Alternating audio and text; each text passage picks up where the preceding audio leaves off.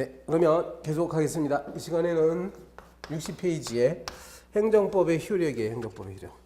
여러분 행정법의 효력하면 시간적 효력, 개인적 효력, 지역적 효력 이렇게 나눠지는데요. 시간적 효력이 좀 더 중요합니다. 41번 문제를 보시면 옳지 않은 것은 1번 경과 규정 등의 특별 규정 없이 법령이 변경되었다. 그러면 변경 전에 발생한 사항에 대해서 적용할 법령은 변경 전의 구법령이죠. 맞는 거지. 원래 법이라는 것은 그 법이 시행될 당시에 법을 적용하는 거야. 어떤 행위가 있었는데요. 이제 A법이 있어서 구법. 근데 여기 만약에 A법이 A-법으로 이렇게 개정됐다고 하면 요 행위가 있었을 때 요 행위에 적용되는 법은 이게 아니라 이거지, 당연히요. 그죠? 요 행위할 당시에는 A-법은 없었잖아요. 자, 2번. 건설업 면허 수첩 대여 행위가 그 행위 후 법령 개정으로 취소 사유에서 삭제됐다면 신법을 적용해서 건설업 면허 취소를 취소해야 됩니까? 여러분 일단 면허를 대여한다는 건 이건 나쁜 짓이에요. 이거 어떤 법이든지요. 면허를 대여한다는 건 당연히 이거는 면허 취소 사유가 되기도 하고 형사법적으로도 큰 처벌을 받게 됩니다. 그래서 이제 이 당시에 대여 행위를 할 당시에는 이게 취소 사유였어, 법이. 근데 나중에 이게 법이 개정이 돼가지고 이게 삭제가 됐다고 하네. 그러면 삭제된 법을 이렇게 거꾸로 적용해가지고 삭제됐으니까 과거에 취소시켰던 걸 다시 살려야 되냐 이거죠. 아니죠. 이렇게 하면 안 되죠. 면허 대여 행위가 있을 당시에 분명히 면허 취소 사유로 규정되어 있었으니까 이거는 그대로 끝난 거예요. 면허는 이제 취소됐어. 죽었어요. 나중에 법이 개정됐다고 해가지고 이게 다시 죽었던 게 다시 살아나거나 그러지는 않습니다. 그래서 2번이 틀렸죠. 취소하는 게 아닙니다. 3번에 계속된 사실이나 새 법령 시행 후에 발생한 부가 요건 사실에 대해서 새 법령을 적용하는 것은 소급은 금지 원칙에 어긋나지 않는다. 그러니까 소급하면 원래는 안 되는데 나중에 법을 이제 개정을 했죠. 그러니까 신법이 마련됐어. 신법 이후에 어떤 새로운 요건 사실이 발생을 했습니다. 그럼 새로운 요건 사실이 발생하니까 여기에다가는 이 신법을 이렇게 적용하는 건 괜찮은 거지. 여러분 소급 적용 금지 원칙인데 소급 적용은 거꾸로 과거로 거슬러 올라가서 적용하는 게 금지가 되는 것이고 이거는 이제 개정된 이후에 나타난 사실이니까 당연히 이렇게 되는 거죠. 그리고 그 다음에 그 앞부분에 보면 진행 중인이라는 표현 나오죠. 그럼 요때 시작이 돼가지고 요때 시작해가지고 이렇게 이제 뭐가 진행이 되고 있으면 이 진행이 된 건 아직 끝난 게 아니니까 요 나중에 진행 과정 중에 신법을 개정했으면 신법을 만들면 이 신법 이렇게 적용하면 돼요. 자, 41번 4번. 요건 특별한 건데 법령이 전문 개정됐다. 전부 싹 바뀌었다는 거예요. 그러면 특별한 사정이 없는 한 종전의 법률 규제 경과 규정. 여러분 경과 규정은 그 법률 맨 뒤쪽에 보면 부칙 그래가지고 나오는 것들이 경과 규정이에요. 이 법을 지금 개정하지만 이러이러한 경우에는 적용을 하지 않는다든지 이렇게 되는 경우가 경과 규정인데 우리 판례에 따르면 이 전체가 전부 다 완전히 탈바꿈을 하게 되면 이건 거의 새로운 법률이 제정된 것으로 봐가지고요. 경과 규정도 다 자동적으로 소멸된다고 봅니다. 그러니까 본문만 개정하고 경과 규정은 놔뒀어도 본문 전체가 완전히 바뀌었기 때문에 경과 규정도 효력이 없는 것이다. 이렇게 본다고요. 43번 보겠습니다. 43번 문제. 행정법의 효력에 관한 판례다. 내용이 옳지 않은 거. 공포일과 시행일이 일치하지 않은 경우 공포일인 관보 발행일은 관보의 실제 인쇄일을 말한다. 일단 이런 걸 알기 위해서는 자, 개념 정리를 하시면요. 제정일이라는 게 있어요. 제정일. 그 의회에서 법을 만든 날이 제정일이지. 법을 만든 날. 그러면 공포일은 또 따로 있습니다. 공표일 또는 공포일. 이건 대통령이 하는 일이죠. 그러면 시행일은 또 따로 있어. 시행일. 실제로 이건 뭐예요? 효력이 발생하는 날. 법이 만들어지거나 대통령이 공포했다 가지고 그대로 효력이 발생하지 않습니다. 이른바 요 기간이 바로 주지기간이네. 주지기간. 국민들은 일정한 기간 동안 새롭게 만들어진 법률의 내용에 대해서 학습할 시간이 필요한 거야. 그래서 일정한 기간을 줘요. 주지기간은 특별한 경우가 아니면 20일 이상 주도록 돼 있죠. 그리고요, 국민의 권리를 제한하거나 의무를 부과한다. 이런 경우는 30일 이상 두도록 되어 있단 말이에요. 그게 원칙이에요. 그럼 이때부터 시행하죠. 이렇게 아시고, 이렇게 자, 공포일과 시행일이 일치하지 않을 경우에 공포일은 관행이라는 것은 언제냐? 그럼 실제 인쇄일이지 뭐. 그럼 별건 아닌 것 같아요. 1번은. 2번, 아직 완성되지 아니하고 진행 중인 사실은 새로운 법률이 적용된다. 아까 한 거죠, 이거. 네, 진행 중인 경우에는 새로운 법을 이렇게 적용할 수가 있습니다. 반대로 해석하면 이미 완성된 일에 대해서는 새로운 법은 적용하면 안 됩니다. 그다음에 3번, 국민의 기득권에 영향을 주거나 국민에게 권리익을 부여하는 것인 때에도 소급할 수 없다가 아니라 국민의 기득권에 영향을 주는 것은 소급할 수 없죠. 근데 앞부분은 맞아. 근데 뒷부분에 국민에게 권리익을 부여한다. 소급 적용을 금지시키는 이유는 바로 국민의 이익에 반하기 때문에 그래요. 그러니까 반대로 오히려 국민에게 권리를 주거나 이익을 준다는 거는 국민이 좋아할 일이잖아. 좋아하는 거니까 이때는 소급 적용해도 되지요. 그렇죠? 가령 어떤 할인 혜택을 새로 만들었어요, 이번에. 세금 부분에 있어서 할인 혜택을 만들었는데 국가가 이거는 작년도 분도 할인해 주겠다. 이런 식으로 해가지고 소급해 적용하면 좋아하죠.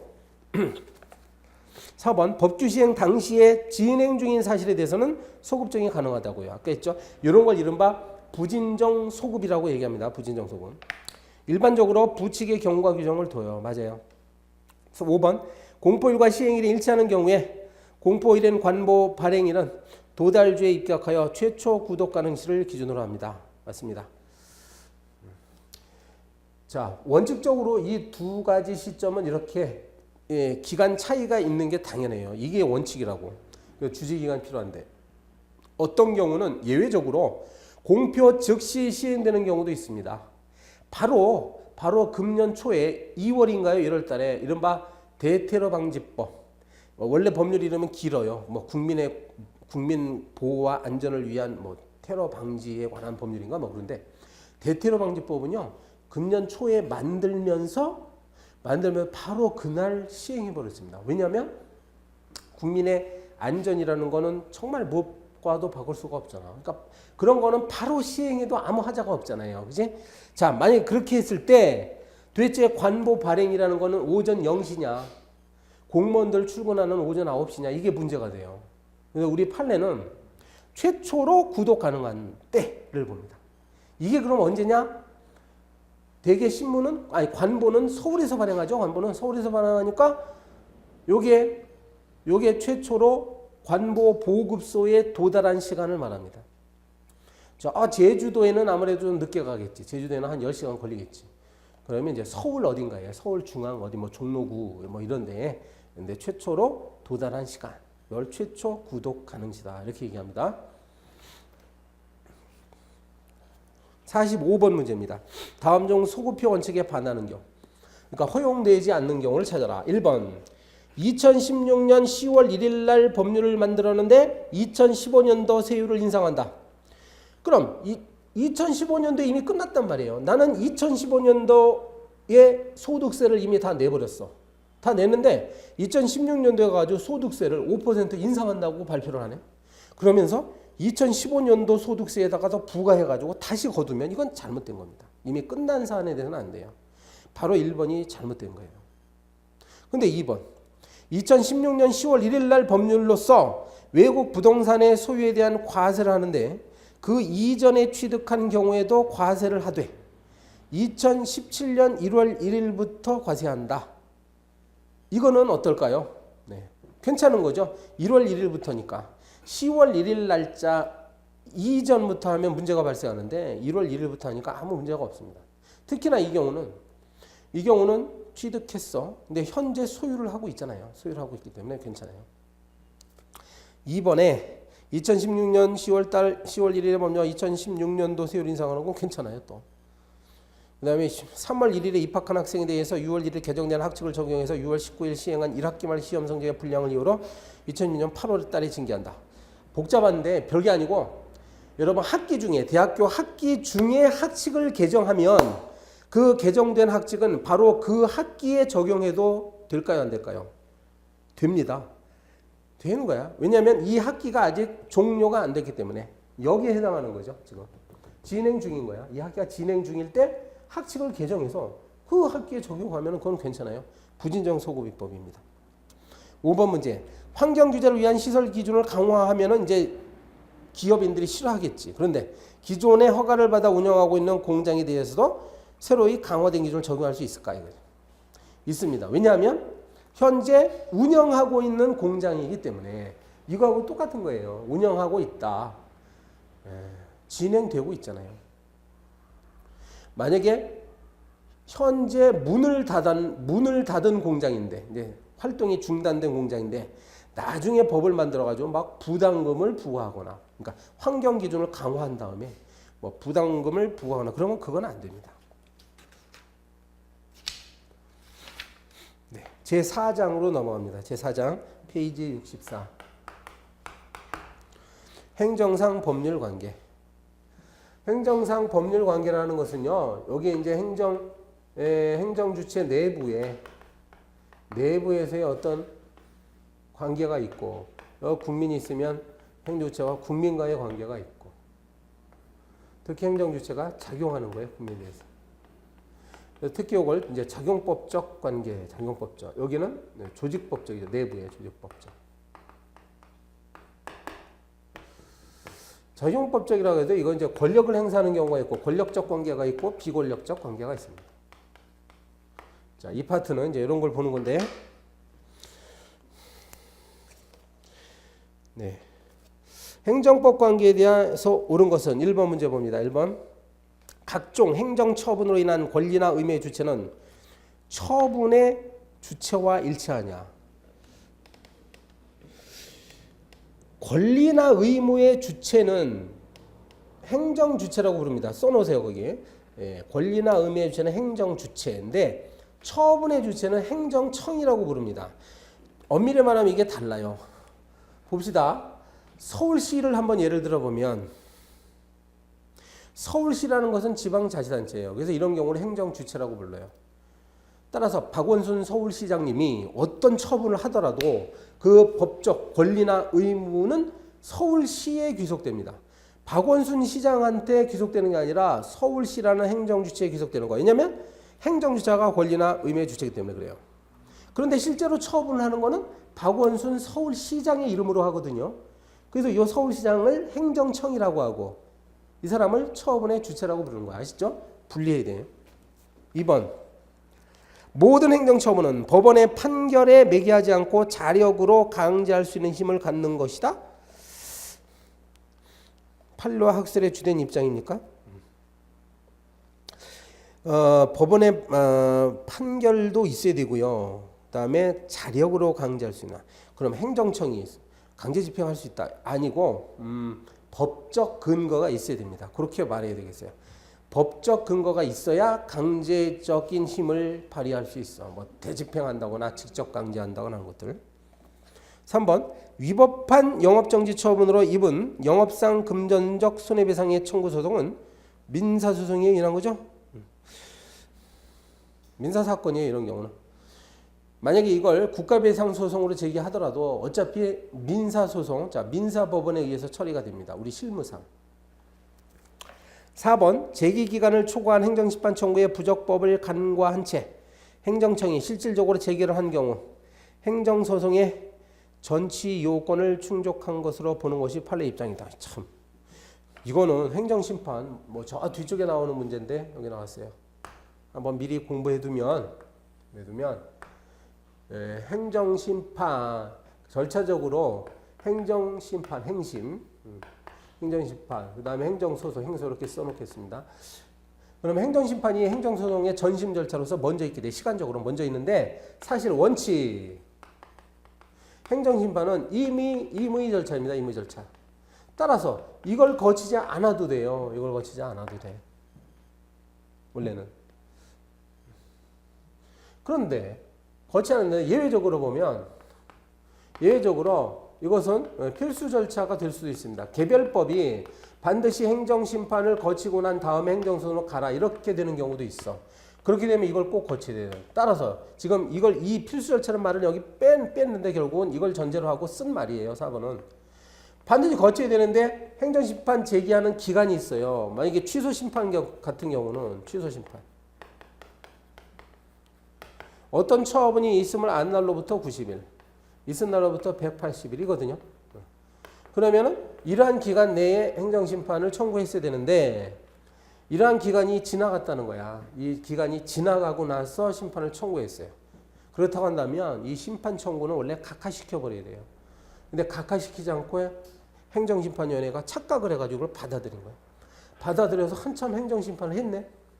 그리고 나서 행정소송을 했다 손 치더라도 우리 판례에 따르면 이거는 안 된다 이거야. 이거는 비록 행정심판이 진행됐지만 이건 잘못된 진행이라는 거죠. 그러니까 부적법 각하했어야 되는 걸 행정청이 간과를 하고 받아들였다 하더라도 이것은 행정심판 전치주의의 요건을 충족한 것이 아니라고 봤습니다.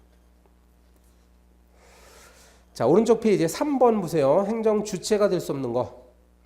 행정주체라 하면 행정청이 하는 행위에 법적 효과가 귀속되는 주체를 말해요. 그래서 권리나 의무의 주체가 되는 행정주체입니다. 그래서 행정주체는 크게 보면 뭐가 있다고요? 대표적인 게 국가지 뭐. 국가가 행정주체고 그리고 공공단체입니다. 그래서 크게 보면 두 가지예요. 국가와 공공단체가 행정주체예요. 근데 공공단체는 또 세분화해가지고 뭐 공법상 재단, 공법상 사단, 네, 영조물 법인 이런 것들이 있지. 지방자치단체가 물론 대표적이네. 지방자치단체가 공공단체 하나죠. 그리고 또 예외적으로 우리와 같은 사인도 행정주체 될 수 있습니다. 공무수탁 사인. 자, 요거예요. 그리고 여기에 해당되지 않는 거.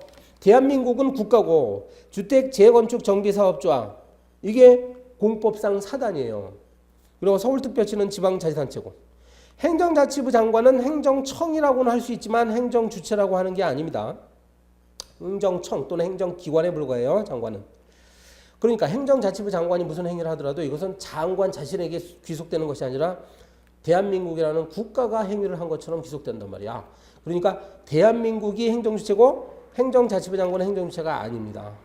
그럼 4번 문제도 마찬가지로 행정주체가 될 수 있는 것은 서울시라고 해야죠. 서울시가 지방자치단체로서 행정주체지. 다음 페이지 갑니다. 자, 5번 문제. 행정주체와 행정기관의 관한 설명으로 옳지 않은 것은 행정주체의 행정사무 담당자를 행정기관이라고 한다는 점에서 행정주체와 행정기관 간의 관계는 회사와 대표이사와의 관계가 유사합니다. 서울시를 생각해 보라고요. 박원순 서울시장은 만약에 서울시를 하나의 대기업으로 본다면, 기업으로 본다면 대표이사예요. 사장이야, 사장.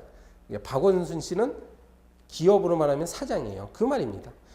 회사와 대표이사와의 관계하죠. 2번. 공공단체와 같은 행정주체는 행정객체가 될 수 없을까요? 공공단체도 객체가 됩니다. 왜냐하면 또 다른 행정주체의 객체가 될 수 있어. 즉 국가가 가령 공공단체인 서울시, 국가가 서울시에게 무슨 명령을 내리는 순간 그러면 서울시도 역시 행정객체가 되어버립니다. 틀렸죠? 3번 전통적으로 영미법에서는 행정기관은 주로 행정관서를 의미하나 독일법에서는 주로 행정관서의 창을 의미한다. 별 이야기는 아니에요. 3번 행정주체는 인격성을 가지죠. 근데 행정기관은 그에게 법률 효과가 계속되는 것은 아니므로 인격성을 가지고 있다. 이게 가장 큰 차이예요. 행정주체와 행정기관의 차이. 서울시라는 지자체는 법인격을 갖습니다. 법인이에요, 법인. 그런데 박원순 서울시장은 그저 행정청일 뿐이지 법인격자가 아닙니다. 5번 원천징수 의무자 또 나왔죠. 이거는 단순히 소득세법에 따른 법적 의무를 집행하는 자일 뿐이지 행정 업무를 위탁받아서 처리를 하거나 행정주체라고 볼 수는 없습니다. 이게 판례예요. 자, 7번 문제. 공무수탁 사회엔 또 나왔어요. 1번. 자, 공무수탁 사회는 국가로부터 공무를 위탁받아서 처리하는 거예요. 권한을 받습니다. 근데 단순히 1번처럼 단순히 기술적 집행만을 행하는 사인인 행정보조인과는 구별된다. 예를 들어서 견인업체 같은 경우. 견인업체는 이제 그 불법 차량, 불법 주정 차량으로서 신고된 차가 있으면요. 원래는 견인해야 되는 건 공무원들이 견인해야 되는데 공무원들이 장비가 없으니까 못하잖아. 그래서 견인업자한테 일을 시키는 거예요. 말하자면 계약이지, 계약. 그러니까 이런 경우를 단순한 기술적 집행이라고 하고 이자들은 공무수탁 사인이라고 안 합니다. 그냥 보조인이죠. 2번. 국가가 자신의 임무를 스스로 수행할 것인지 아니면 그 임무의 기능을 민간 부문으로 하여금 수행할 것인 데에서는 입법자에게 광범위한 입법 재량 내지 형성의 자유가 인정됩니다. 맞겠죠? 그래서 민영화, 쉽게 말하면 민영화라는 말 아시잖아. 민영화, 행정학에서 배우실 거예요. 어느 범위까지 과연 민영화할 것이냐 아니면 국가가 공기업의 형태로 할 것이냐는 입법자가 정할 문제입니다. 3번에 소득세 원천징수 의무자 나왔어요. 이거는 뭐라고? 공권력 행사로서의 행정처분이 아니라고요. 법에서 규정된 의무를 이행하기 위한 것에 불과합니다. 4번. 법령에 의해서 공무를 위탁받은 공무수탁 사인이 행한 처분에 대해서 행정 항고소송을 제기하는 경우는 피고는 바로 이 공무수탁 사인이라고 고쳐야 돼요. 대원칙이에요. 여러분 나중에 배우는데 항고소송의 피고는 행정청을 피고로 합니다. 즉 그러한 처분을 실제로 한 기관을 상대로 해야 되는 거야. 공무수탁 사인이 직접 했잖아요. 이 사례에서는. 그러면 공무수탁 사인을 피고로 해야지. 자, 67페이지로 갑니다. 행정법 관계의 변동인데 그 8번 문제를 먼저 보시면 짝수 번호지만 한번 보면요. 지금 법률 관계가 변동된다는 얘기는 이쪽에 요 한쪽에 법률 요건이 있어요. 법률 요건이 이제 충족이 되면 일정한 법률 효과가 이렇게 발생을 합니다. 저것이 원인이고 여기에 결과라고 볼 수 있어요. 원인과 결과.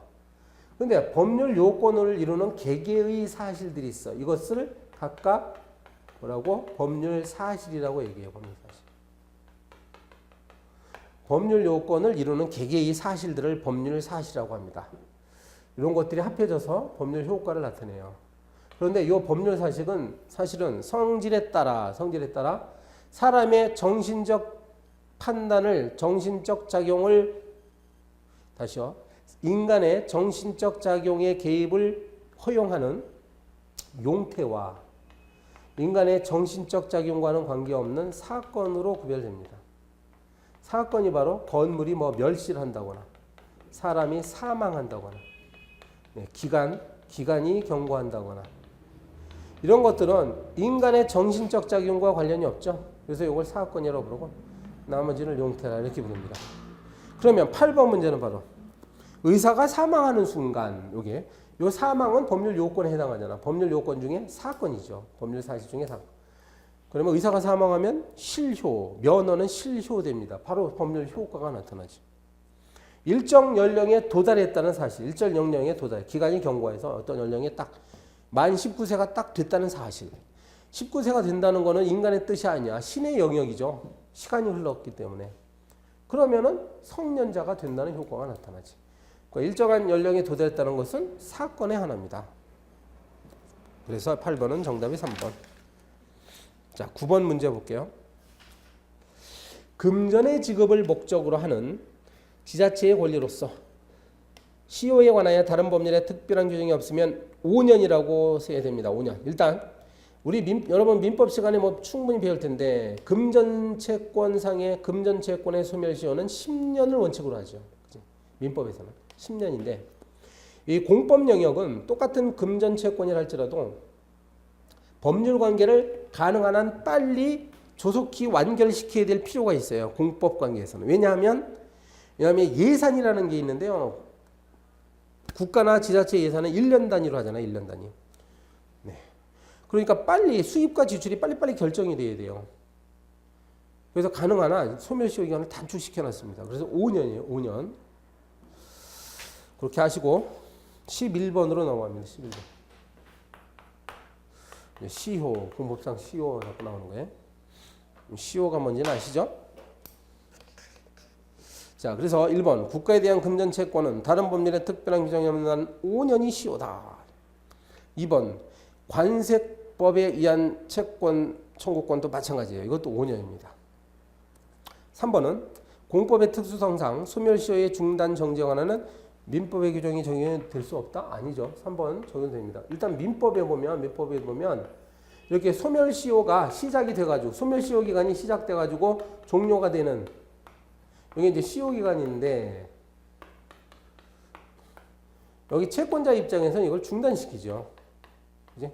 중단시키려고 노력하지 채권자는. 왜냐하면 시효 기간이 완성되면 채권이 없어지니까 중단. 민법에 있는 게 뭐예요? 재판상 청구, 가압류 가처분, 가압류 가처분.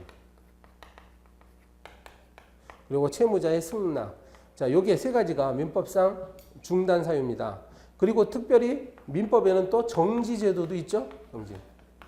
그래서 미성년자가 성년자가 된 다음에는 6개월 이상 동안 시효가 완성되지 않는다. 이런 거.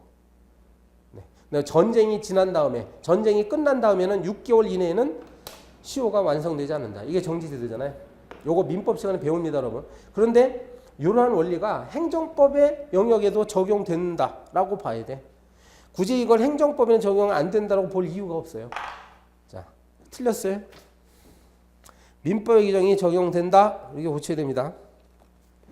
4번 판례 이할 때 공공용 또는 공용의 행정재산은 공용 폐지를 하지 않는 한 잡종재산과 달리 시효측의 대상이 되지 않습니다. 네, 오늘 2교시인가 우리가 한 2시간쯤 전에 이거 배웠어요. 기억나십니까? 국유재산을 크게 두 가지로 나누면 행정재산과 잡종재산으로 나누는 거야. 과거에 우리 법령에 따르면 시효취득이 전부 양쪽에 다 인정이 안 됐어요.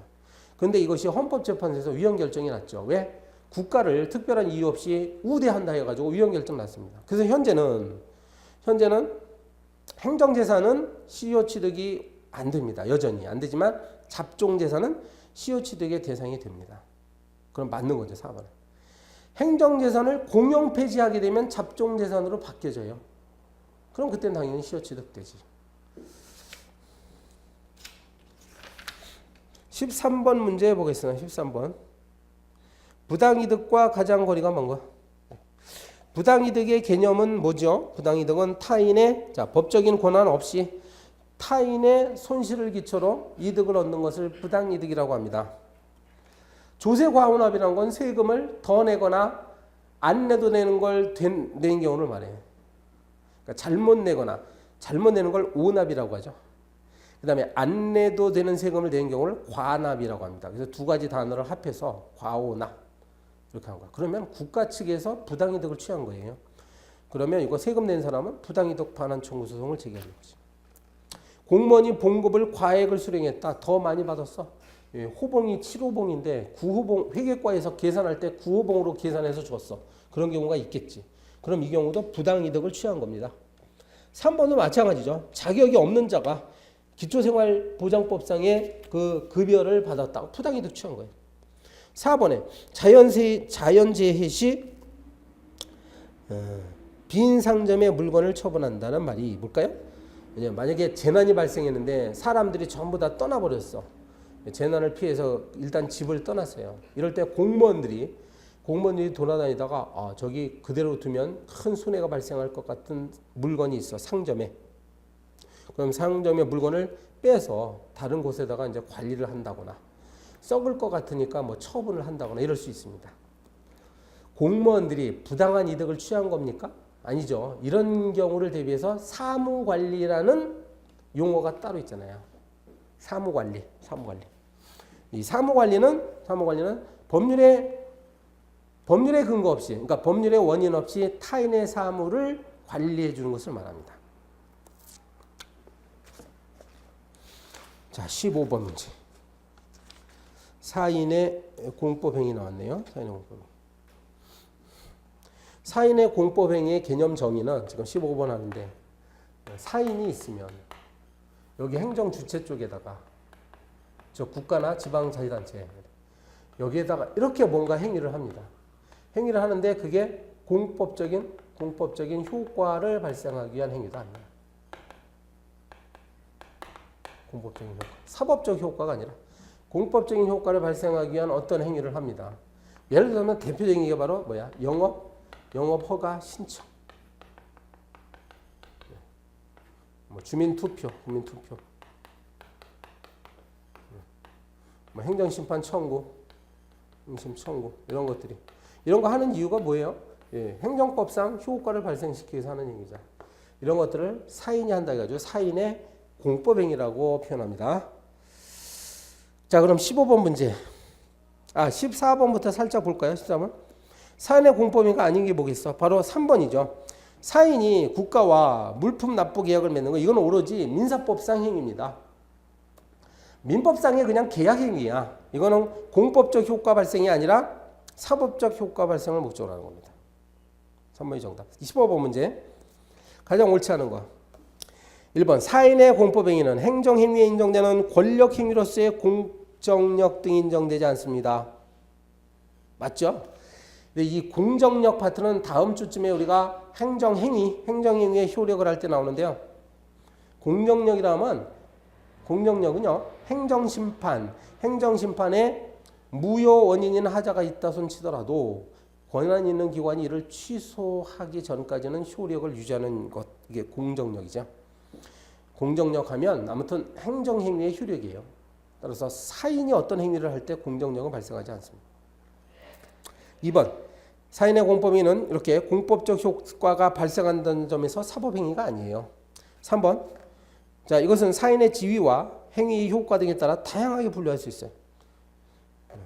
그런데 통칙적인 규정은 없습니다. 맞습니다. 사인의 공법행위에 관해서 일반적으로 적용된 규정이 있을 것 같은데 없어. 우리 행정절차법에도 없어요. 4번에 대표적으로 인허가의 신청의견을 들 수 있다고요.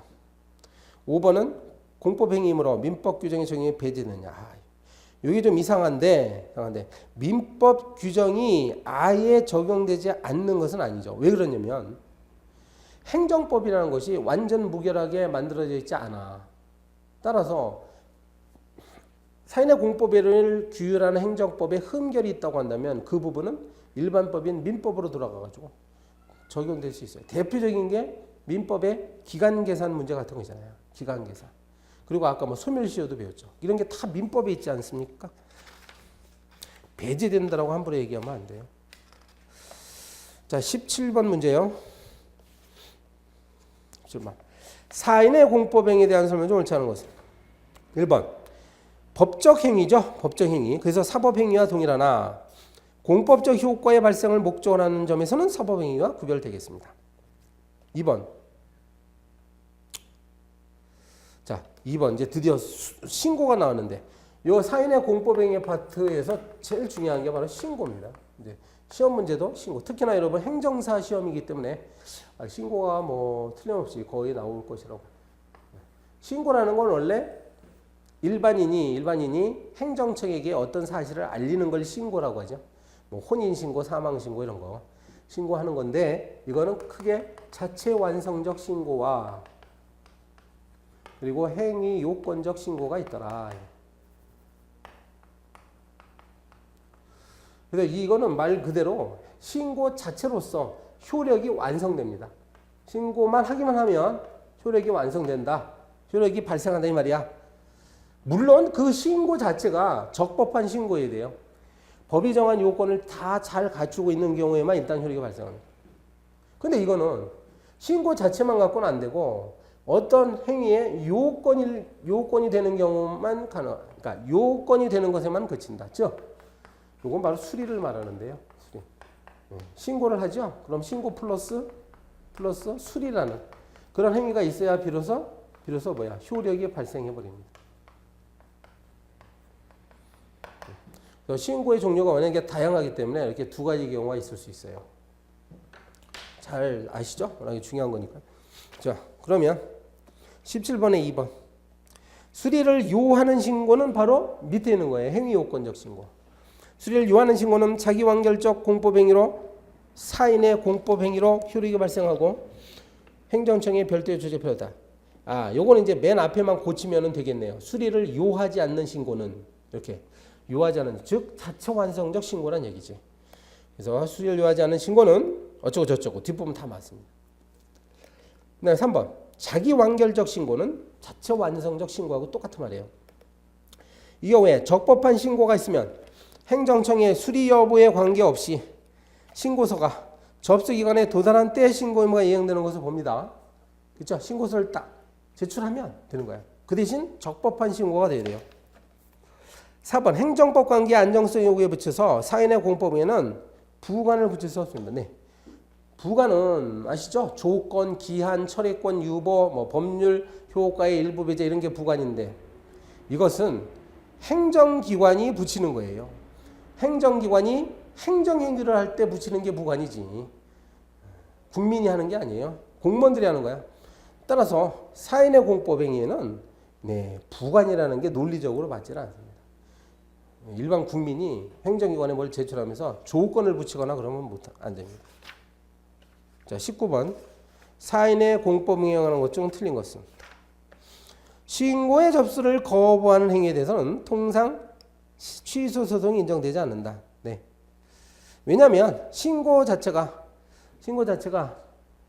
이 신고는 여러 가지 종류가 있거든. 그래서 신고를 했는데 만약에 거부를 한다고 해서 무조건 이게 처분이라고 보지는 않죠. 여기서 이제 수리를 거부하면 우리 판례에 따르면 자체 완성적 신고의 수리를 거부하면 이거는 처분이 아닙니다. 그러니까 아무런 법적 의미가 없어. 근데 행위 요건적 신고를 수리를 거부하면 이거는 거부 처분으로 봐요. 따라서 이 경우에는 상대방이 행정소송을 제기할 수 있는 거죠. 행정쟁소. 그래서 단순히 신고 접수를 거부했다 가지고 항상 이것이 거부 처분이다 이렇게 보기는 어렵습니다. 2번은 사인의 공법행위를 규율하는 총칙적 규정은 없다. 맞겠네요. 행정절차법이 들은 거 없습니다. 3번 사인의 공법행위가 만약 행정행위를 행하기 위한 동기에 불과하다. 요건이 아니라 동기에 불과하다. 그러면 사인의 공법행위에 하자가 있다 하더라도 행정행위 자체에 영향을 미치지는 않습니다. 거꾸로 말이죠. 동기에 그치지 않고 이것이 행정행위의 필수적인 요건이 된다고 한다면 사인의 공법행위가 하자가 있으면 행정행위에도 큰 영향을 미치죠. 하자의 종류에 따라서. 4번 사인의 공법행위가 위법하면 그에 근거한 행정처분이 내려지면 그 하자는 치유됩니까? 이상한 소리죠. 지금. 네. 사인의 공법행위가 일단 유효해야 돼요. 효력이 있고 그 다음에 거기에 근거해서 처분이 내려지지. 한 문제만 풀고 이제 오늘 시간 끝내겠습니다. 21번 보면 사인의 공법행위에 대한 설명으로 옳은 건 몇 개냐? 자, 1번. 자, 첫 번째. 사인의 공법행위와 행정행위는 모두 공법적 효과의 발생을 목적으로 하죠. 맞습니다. 사법적 효과가 아니에요. 그 다음에 사인의 공법행위도 공정력과 집행력 같습니다. 그건 아까 배웠듯이 틀렸어요. 공정력이나 집행력은 행정행위의 효력이에요. 행정행위. 그 다음에 사인의 공법행위는 원칙적으로 부관을 붙일 수 있습니까? 없다고 아까 배웠죠? 틀렸어요. 행위 무능력자에 의한 사인의 공법행위도 유효한 것이라고 보는 개별법이 있습니다. 일단 여러분 행위 무능력자 또는 행위 제한 능력자라고 민법 총칙 시간에 배울 거예요. 그런데 일단 그러한 경우에는 단독적으로 유효한 법률적 효과가 발생하지 않는다는 거 아시죠? 이러한 행위 제한 능력자 또는 무능력자의 원리는 공법 관계에도 적용됩니다. 원칙적으로. 그런데 만약에 개별법이요. 야, 미성년자가 무슨 행위를 해도 이거는 효력이 있어. 이렇게 규정하면 돼요. 실제로 우편법이 있는데요. 우편법. 등기 우편을 발송하는 행위, 이거 분명히 법률 행위입니다. 법률 행위인데 우편법에 따르면 미성년자, 즉 행위 무능력자가 이러한 등기 우편을 보내도 효력이 발생해버립니다. 그러니까 이러한 개별법이 따로 규정해 놓는 경우가 있는 거예요. 23번을 할 차례인데 이거는 행정절차법 문제가 나오고 요거는 다음 시간 하는 것이 좋을 것 같아요. 복잡합니다. 지금 사인의 공법행위에 대해서 계속 하고 있습니다. 문제가 아직 많이 남았죠? 그래서 특히 남은 문제들은 신고니까 다음 시간에 우리가 신고 꼭 한 문제가 나옵니다. 다음 시간에 철저히 공부하도록 하겠습니다. 그러면 오늘은 이상으로 마치도록 하죠. 네, 수고 많이 하셨습니다.